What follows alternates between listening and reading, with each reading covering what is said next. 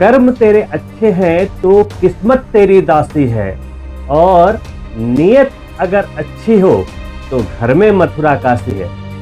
जी हाँ, मैं डॉक्टर मुकेश आपका हार्दिक अभिनंदन करता हूँ एक बार फिर से आपके चैनल एस्ट्रो नक्षत्र 27 पर। दोस्तों, अभी मैं आपके सामने उपस्थित हुआ हूँ जुलाई महीने का मासिक भविष्यफल लेकर। गोचर के आधार पे आप क्या करें ताकि जुलाई में आपका हर एक दिन आपकी कामयाबी को सुनिश्चित करे, क्योंकि ट्रांजिट में, गोचर में इस महीने लाजवाब संयोग बने हुए हैं। आपके धन के स्वामी मंगल रोचक राजयोग में वो भी राहु के साथ उपस्थित है, और राहु स्वयं आपके धनेश की राशि में उपस्थित है। तो क्या ये अंगारक दोष होगा या आपके लिए धन वर्षा का संकेत है, इसकी बात करूंगा। पुनः शनिदेव कुंभ से वापस वक्री चलते हुए 12 जुलाई को पुनः आपके चतुर्थ भाव में शशराज योग में आ जाएंगे। एक ही महीने में केंद्र भाव में 2 राजयोग, साथ ही बृहस्पति आपके छठे भाव में आपको रोग, शत्रु और कर्ज से बचाते हुए, विदेशी लाभ देते हुए छठे भाव में तटस्थ है। वहीं सूर्य आधे महीने आपके भाग्य के भाव में यानी कि 9वें भाव में, और फिर 16 जुलाई के बाद 10वें भाव में आपके कर्म के भाव में विराजमान होंगे। सूर्य का गोचर चंद्र राशि से 10वें भाव में लाजवाब बोला गया है। जुलाई का महीना इसलिए भी खास है क्योंकि जब हम वर्ष का प्रारंभ करते हैं तो बड़ी महत्वाकांक्षाओं के साथ करते हैं, बड़े बड़े सपनों के साथ करते हैं। अब ये जो समय है आपके इंटरवल का है, 2022 के इंटरवल का है। जनवरी, फरवरी, मार्च, अप्रैल, मई, जून, आधे वर्ष बीत चुके हैं, 6 महीने आपके निकल चुके हैं। तो अब आप जनवरी में जाएं वापस और देखें कि आपने क्या गोल लिया था और आधे पूरे हो चुके हैं या नहीं। अगर नहीं हुए तो बड़ी चिंता का विषय है। गोचर तो आते जाते रहेंगे, लेकिन अंतर कहां आ जाता है दोस्तों? गोचर तो बिल्कुल परफेक्ट है, तो आपको सफलता क्यों नहीं मिल रही? तुला राशि के जातकों के कंप्लेन, मुझे सफलता नहीं मिल रही है, इतना अच्छा वक्त है, मुझे सफलता नहीं मिल रही है। तो देखो तो सही क्यों नहीं मिल रही है। तो आज मैं वही समझाने की कोशिश करूंगा। जुलाई का महीना और जुलाई के बाद की जो जर्नी होने वाली है 2022 की, वो आपकी कर्म प्रधान जर्नी है। आपको रिजल्ट बदलना है तो कर्मों के आंकड़े बदलने पड़ेंगे, एक्शंस बदलने पड़ेंगे। 2 + 2 4 होता है, आप सभी जानते हैं, लेकिन आपको रिजल्ट में अगर 10 चाहिए तो 2 + 2 नहीं, 2 + 8 करना पड़ेगा। लेकिन आपके जो एक्शंस होते हैं, जनवरी में भी वही, फरवरी में भी वही, मार्च में भी वही, अप्रैल में भी वही, तो रिजल्ट कहां से चेंज होगा? सब कर्मों का खेल है। कर्म कभी पीछा नहीं छोड़ते। कर्म हमारे बीज हैं। आज अगर आप जो बोएंगे वही काटेंगे। कहते हैं ना, बोए पेड़ बबूल का तो आम कहां से होए। बहुत सारे लोगों का कहना होता है कि हमने तो कभी किसी का गलत किया नहीं, कभी किसी के बारे में बुरा सोचा नहीं, कैसे हो गया? और वो तो क्रिमिनल है, वो तो इतना बुरा इंसान है, फिर भी अय्याशी कर रहा है, एंजॉय कर रहा है, इतने पैसे हैं, खुशहाली से है। दोस्तों, ये कंफ्यूजन इसलिए है ना, कभी कभी सुना होगा कि अच्छे लोगों के साथ ही बुरा होता है। दोस्तों, कभी नहीं। जैसा करोगे वैसा भरोगे, जैसी करनी वैसी भरनी, जैसी नियत वैसी बरकत। होता वही है, सोच का फर्क है। क्योंकि भगवान सिर्फ इसी जन्म के कर्मों को नहीं देखते, वो जो आपको खुशी और जो गम भगवान ने दिए हैं वो सिर्फ इस जन्म के नहीं है। आप और हम सिर्फ इस जन्म के कर्मों को काउंट कर रहे हैं, कैलकुलेट कर रहे हैं, उसके आधार पे हम ये मंत्रणा कर रहे हैं कि भाई क्या हो रहा है क्या नहीं हो रहा है, इसलिए कंफ्यूज हो रहे हैं। दोस्तों, जब श्री कृष्ण कंस को मारने के बाद अपने माता पिता को, वासुदेव जी को और देवकी जी को जेल से रिहा करने के लिए जेल गए, माता देवकी ने पूछा कि बच्चे, आप तो स्वयं भगवान हैं, आपके पास दैवीय शक्तियां हैं, लेकिन फिर भी हम दोनों को रिहा कराने में 14 वर्षों का विलंब क्यों, हमें क्यों इंतजार करना पड़ा? तो श्री कृष्ण भगवान बड़े आदर के साथ हाथ जोड़कर बोलते हैं, क्षमा करो आदरणीय माता, लेकिन पिछले जन्म में आपने मुझे 14 वर्षों के लिए वनवास क्यों भेजा? देवकी को बड़ा आश्चर्य हुआ। उन्होंने कृष्ण से बोला, बेटे ये कैसे हो सकता है, ये क्या कह रहे हो तुम? तो श्री कृष्ण ने कहा कि माता, आपको पिछले जन्म का कुछ याद नहीं, परंतु आप माता कैकेयी और आपके पति दशरथ थे।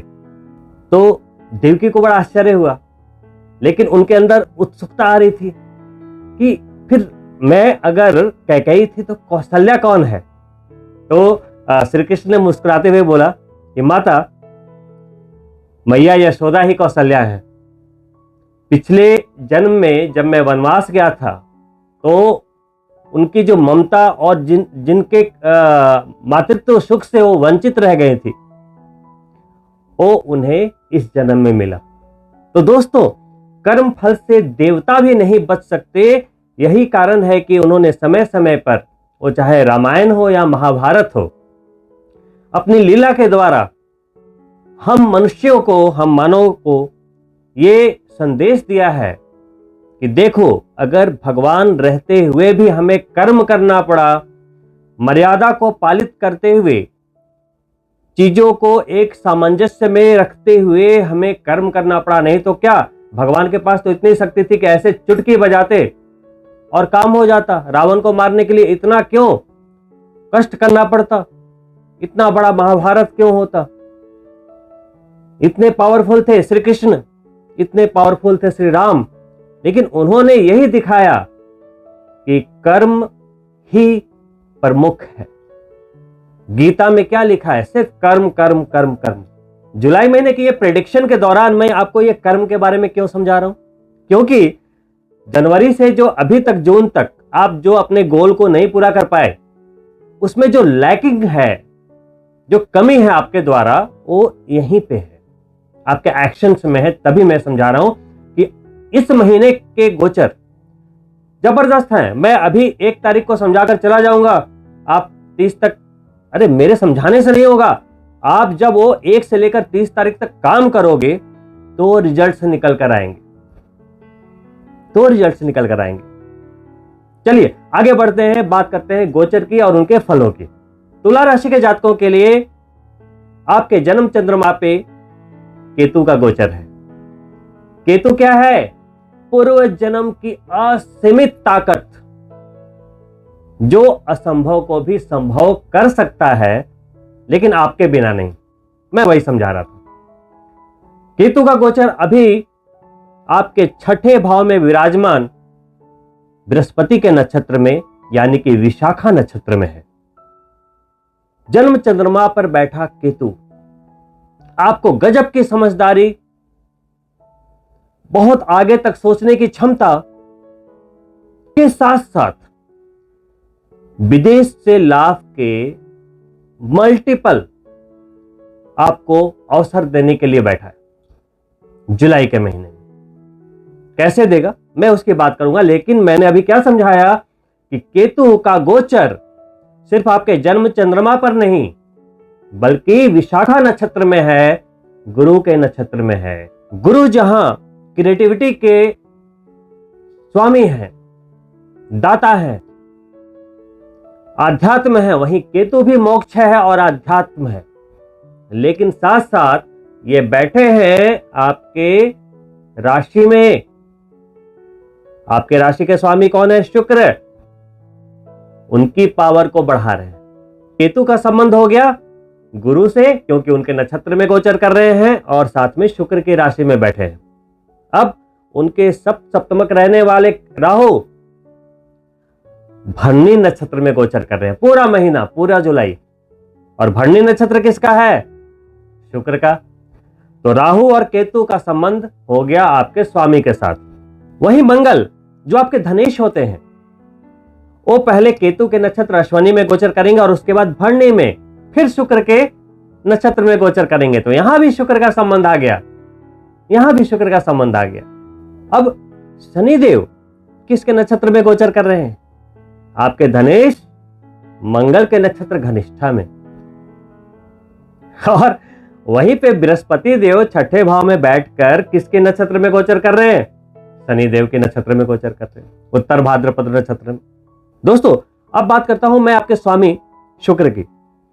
शुक्रदेव जन्म चंद्रमा से 8वें भाव में 12 जुलाई तक रहेंगे और जैसे ही शनिदेव का गोचर चतुर्थ में होगा, वो वहां से निकलते हुए 13 जुलाई को मिथुन राशि में चले जाएंगे, आपके भाग्य के भाव में चले जाएंगे।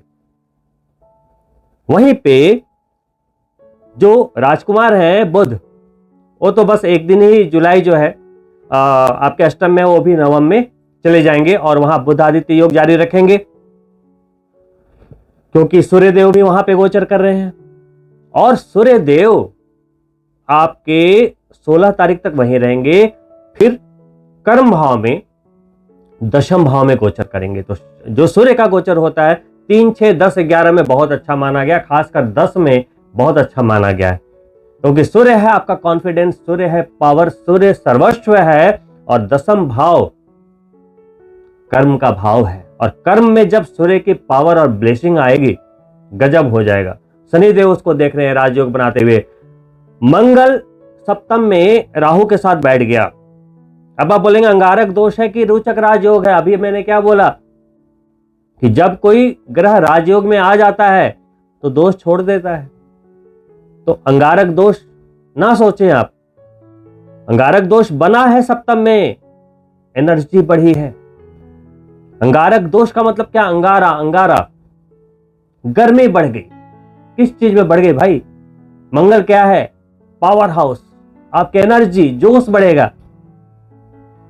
हाँ, बैलेंस बना के रखना है। इस जोश को आप काम करने के लिए अपने जुनून में इस्तेमाल करें, अपने टारगेट को अचीव करने में करें। यह ना कि 7वें भाव में बनाए तो अपने जीवन साथी के ऊपर ही चिल्लाएं, आप घर में ही अपनी डोमिनेंसी दिखाएं। अरे घर में शेर नहीं बनना है, शेर बनना है तो जंगल में बनो। जहां पे आपको अचीव करना है, पैसे कमाने हैं, इज्जत कमानी है, नाम कमाना है, वहां मेहनत करो ना। अपने जीवन साथी पे चिल्ला के क्या कर लोगे? वहां वाद विवाद करके क्या कर लोगे? घर का माहौल खराब करके क्या कर लोगे? बच्चों को क्या सिखाओगे? फिर जिस वाइफ और हस्बैंड में पहले से वाद विवाद चल रहा है, सिर्फ उन्हें ही तो इस दोष से डर लगना चाहिए, नहीं तो काहे का दोष? अगर हमें अपने आप पे कंट्रोल करना आता है तो मैं तो दोष की संज्ञा नहीं दूंगा। पहले भी जीवन में कई बार अंगारक दोष गोचर में बन चुके हैं। तो कितनी बार तलाक हुआ है आपका? कितनी बार डाइवोर्स हो गया? कई बार वीडियो में आ रहे हैं जी अंगारक दोष बन गया, तलाक हो जाएगा। डरना नहीं। यह महीना कर्म प्रधान है। तो आइए जाने कि आप कितना पैसा कमाएंगे और आपका जो कर्म स्थल है, चाहे आपका बिजनेस हो, प्रोफेशन हो, नौकरी हो, कुछ भी हो, करियर और फाइनेंस कैसा रहने वाला है। दोस्तों, पूरे महीने गुरु जो छठे भाव में बैठे हैं, वहां से 1, 2, 3, 4, 5 5वीं दृष्टि आपके कर्म हाउस पर जा रही है, दशम भाव। गुरु की ब्लेसिंग आपके कर्म भाव पर भी मिल गई, लेकिन आप ये देखिए कि 5वीं दृष्टि वहां जा रही है तो 7वीं दृष्टि विदेश भाव पे जा रही है, यानी कि 12वां भाव नुकसान का भी होता है। तो वहां भी उनकी ब्लेसिंग आ गई, कोई नुकसान भी नहीं होने देंगे, और वो विदेश का भी भाव है। तो करियर और विदेश को कनेक्ट कर रहे हैं। करियर और विदेश को कनेक्ट कर दिया छठे में बैठ के, और वहीं पे उनकी 9वीं दृष्टि धन पे जा रही है, सेकंड हाउस में। तो क्या बोल रहे हैं? कर्म करो, कोई नुकसान नहीं होने देंगे। विदेश से अगर कनेक्शन है तो और लाभ होगा और वहां से आप धन कमा पाएंगे। कोई भी काम करो, रोग शत्रु ऋण नहीं होने देंगे, आपको लाभ होगा, आप लिक्विडिटी बढ़ा पाएंगे, धन कमा पाएंगे। ये गुरु कह रहे हैं जुलाई के महीने में। चलो 12 जुलाई को शनि आ जाएंगे। आपके चतुर्थ के भाव में, 12 दिन रहेंगे आपके पंचम भाव में। तो जब वो चतुर्थ में आ जाएंगे, सस राजयोग में आ जाएंगे, जिसको पंच महापुरुषों में एक योग कहा गया। चतुर्थ भाव में आने का मतलब है कि अगर वहां कोई राजयोग बन रहा है तो भूमि वाहन का लाभ, हर तरह की भौतिक सुख संपदाएं आपको मिलेगी, पैतृक संपत्ति का लाभ भी मिल सकता है। वहां से सीधा 7वीं दृष्टि आपके कर्म भाव पे जा रही है, वो भी बोल रहे काम करो फल मिलेगा। राजयोग की दृष्टि है और उनकी तीसरी दृष्टि गुरु पे जा रही है, जो कि मैंने आपको अभी समझाया। कनेक्शन बन रहा है यहां पे। जो एस्ट्रोलॉजी है, ज्योतिष शास्त्र है, वो इसी फॉर्मूले पे काम करता है कि किसकी किसके साथ युति है, कनेक्शन है। अब राजयोग बनाता हुआ शनि बृहस्पति को दृष्टि करेगा, लेकिन 12 जुलाई से, 12 जुलाई के पहले बृहस्पति का जो मैंने समझाया वैसे ही रहेगा। अब 12 जुलाई को शनि की 7वीं दृष्टि कर्म पे गई, एक्शन करेंगे आप, हर तरह के काम सफल होंगे, नए काम सफल होंगे। वहीं पे उनकी 10वीं दृष्टि लग्ना पे आ गई, जन्म चंद्रमा पे आ गई, आपके ऊपर आ गई। यहां पे क्या है, शनिदेव की निगाह में आ गए, बिना परिश्रम के, बिना कर्म के कुछ नहीं मिलेगा, कुछ नहीं मिलेगा, परिश्रम तो करना पड़ेगा। शनिदेव की दृष्टि जब जब आती है परिश्रम कराती है, परिश्रम तो करना पड़ेगा, कोई विकल्प नहीं। सॉरी, यहां पे कोई ज्योतिषीय उपाय भी नहीं, कर्म का कोई विकल्प नहीं, नो ऑप्शन।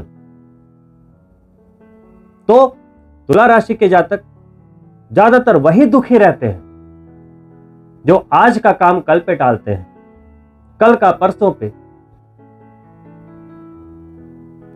दोस्तों, कर्म फल तो भुगतना ही पड़ता है। जब जीवन जो है वो शतरंज की तरह है, आप चाल चलते हो, फिर भगवान चाल चलते हैं।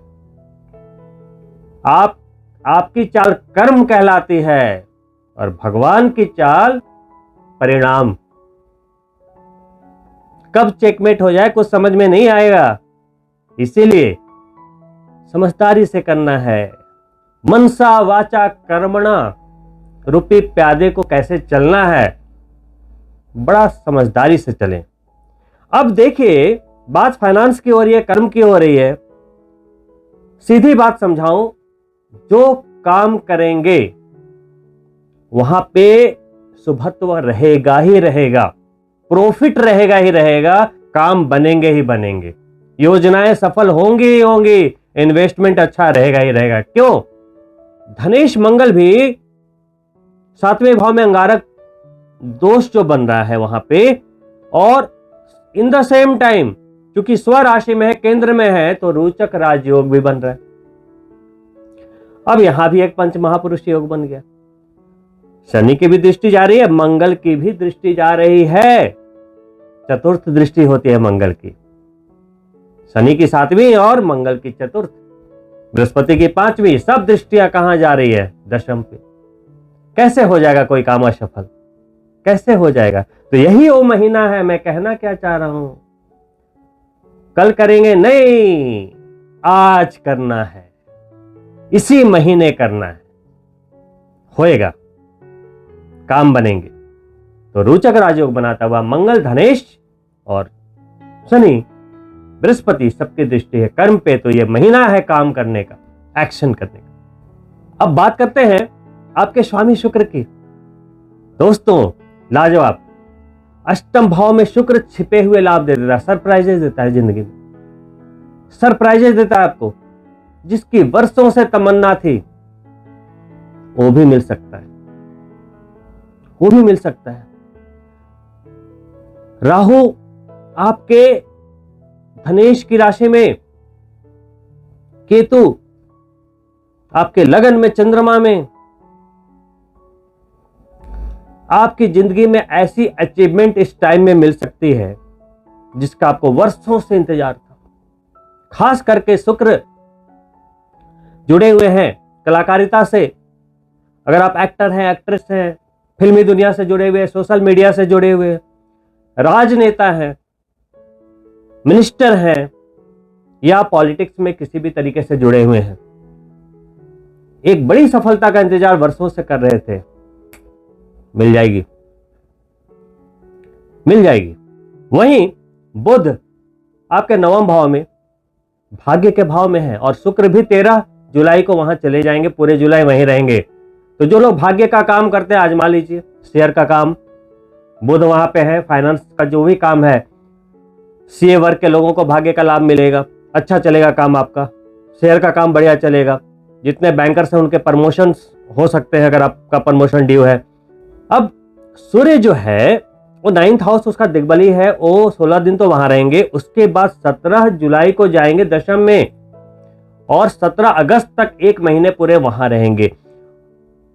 करियर यानी कि दशम और कर्म के भाव पे जब सूर्य गोचर करते हैं, कहते हैं 3, 6, 10, 11 में सबसे बेस्ट रिजल्ट है सूर्य का, सूर्य के ट्रांजिट का।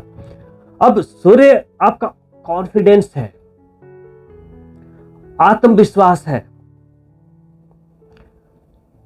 अब उनका आशीर्वाद जब आपके कर्म पे पड़ता है तो साल का सबसे सुंदर महीना वही होता है, एफर्टलेस। जुलाई के आसपास ये दशम भाव में गोचर करते हैं सूर्यदेव। ये टाइम आपके कर्म से जुड़ी हुई हर गतिविधियों को एक नया आयाम दे सकता है।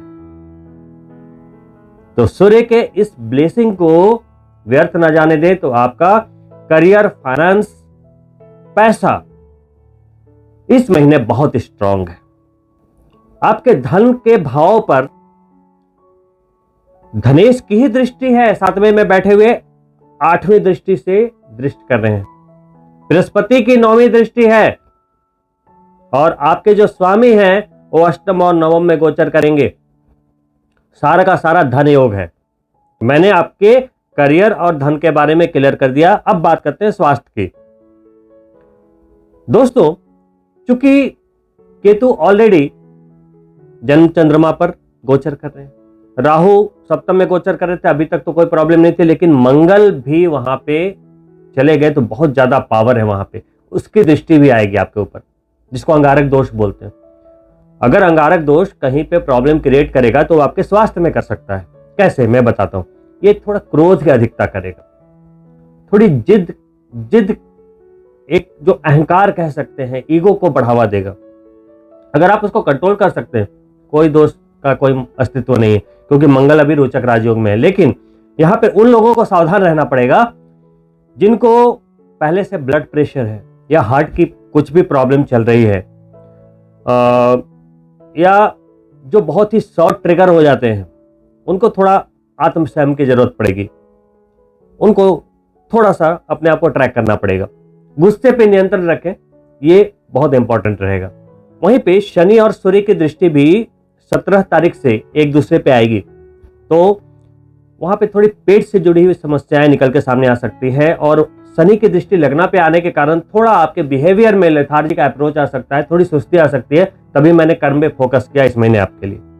तो कुल मिलाकर स्वास्थ्य ठीक रहेगा, कोई घबराने की बात नहीं है, थोड़े आत्म नियंत्रण की जरूरत पड़ेगी। आइए बात करते हैं अब आपके लव लाइफ की, मैरिटल लाइफ की। शादीशुदा जीवन में मधुरता बनी रहेगी, क्योंकि मंगल वहां रोचक राजयोग बनाते हुए गोचर करेंगे। राहु पहले से गोचर कर रहे थे, तो जो लोग जो प्रेमी युगल थे या जो एक सामाजिक दायरे से हट के शादी करना चाह रहे थे, उनकी मुराद पूरी होगी, क्योंकि राहु गोचर कर रहे हैं। इंटरकास्ट मैरिज वगैरह भी संभव है इस दौरान, उन बातों को आप आगे प्रोसीड कर सकते हैं। वहीं पे कुछ ऐसे रिलेशंस क्रिएट होंगे जो फॉरेन से जुड़े हुए, क्योंकि राहु देखिए या तो इंटरकास्ट मैरिज कराता है, इंटर रिलीजन भी कराता है, या तो फॉरेन से कनेक्शन करवाता है। तो आपकी शादी हो सकती है और शादी के बाद आप फॉरेन के लिए निकल सकते हैं, या आपकी शादी किसी एनआरआई के साथ हो सकती है। आपके जीवन में कुछ नए प्रेम प्रसंग आ सकते हैं इस महीने, क्योंकि राहु सप्तम में है। और सिर्फ इसी महीने के लिए नहीं, ये महीना थोड़ा ज्यादा उस मामले में बलवान है। सिर्फ उन्हीं लोगों को समस्या हो सकती है जिनका पहले से ही कुछ वाद विवाद चल रहा है, मामला कोर्ट कचहरी में है, और उन लोगों की कुंडली में अंगारक दोष जन्म की कुंडली में ही है, यानी कि लगन चार्ट में ही है। उन्हें ही ये सिर्फ हिट कर सकता है, अदरवाइज किसी को भी कोई प्रॉब्लम नहीं।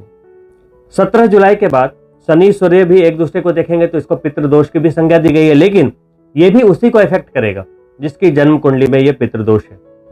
कुल मिलाकर आपको अपनी पत्रिका की जांच अवश्य करवानी चाहिए कि अंगारक दोष और पितृदोष तो कुंडली में नहीं है। अगर नहीं है तो कोई चिंता की आवश्यकता नहीं, सिर्फ अपने कर्मों पर ध्यान देने की आवश्यकता है।